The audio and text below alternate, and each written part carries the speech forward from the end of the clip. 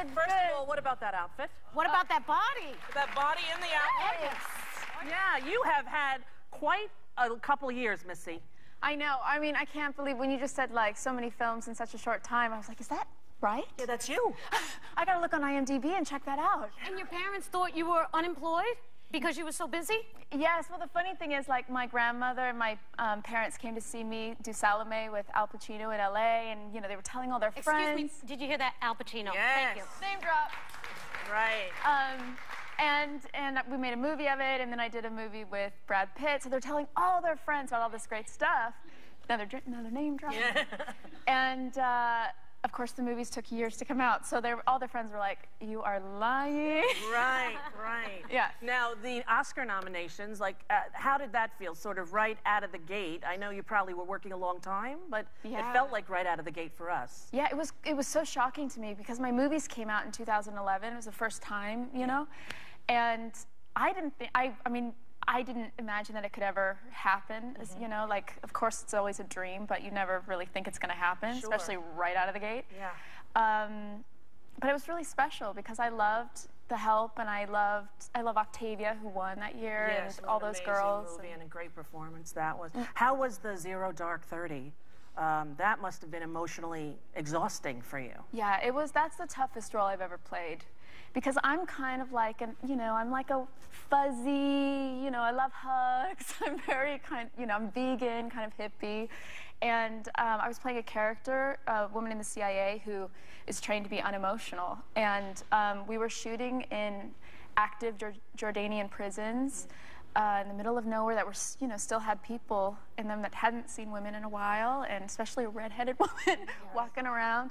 It was pretty dark experience. Yeah. Yeah, you know, one of my favorite films of yours is Tree of Life. Oh, thank you. It's such a stunning, surreal, and performance, and I just thought your chemistry with Brad Pitt was outstanding. It was a beautiful film, beautiful, and you're Juilliard trained as well, right? Yeah, I went to. I'm the first person in my family to graduate college, and That's amazing. Yeah, it was really special, especially because, you know, Juilliard, it's tough to get into the program. Yes.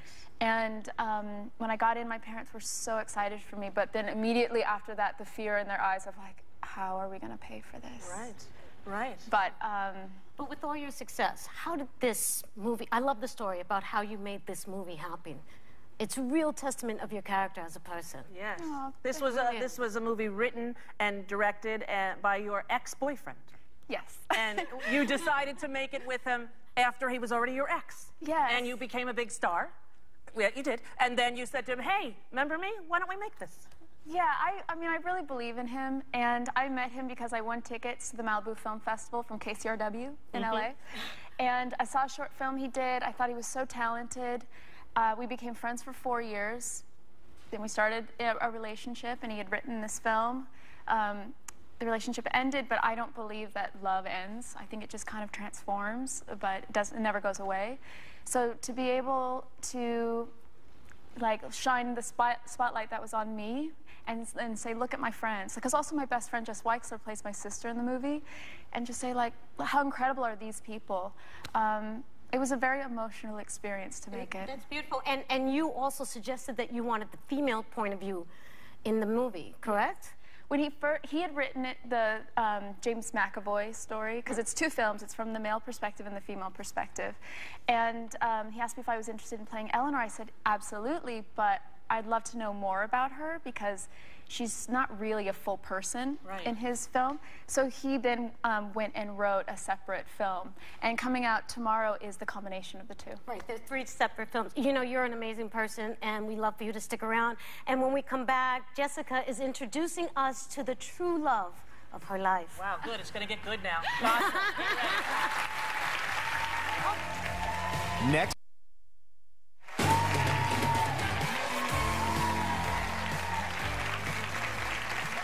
Back with the beautiful Jessica Chastain and Love of Your Life. Tell the people. Go ahead, just do it. Love of Your Life. Who is it? The love of my life is Chaplin. Chaplin. Let's meet him. Bring him out. Where is Chaplin? Here he comes. Oh, God. Look at that. So cute. Puppy. Come here, puppy. Okay. Oh, my baby. Hey, Up here. That is the cutest puppy. Where did you get him? From the pound, actually from a rescue organization. What happened to his leg? Do you know? He was hit by a car before I got him. Oh, he's adorable. Isn't he adorable? He plays fetch better than any dog I've ever had. Sit. I'm sure. Good boy. And he's in the union because he's an acting dog? He's an acting dog. You know, his namesake, Charlie Chaplin. See, look, the way he's sitting, he sits like this, like Charlie Chaplin. Yeah. He's in my new film. Yes, he is. Yeah, it's his first part, but he's also, I think he wants to be a big old movie star because he also, when I was on Broadway, jumped on stage in the middle of a performance. He likes it here. He's more comfortable than I am at Sept. Yeah. Well, the movie is The Disappearance of Eleanor Rigby. It's in theaters right now, and what do they have to do? Take a little time and what? Well, you started. Go ahead. Enjoy the view.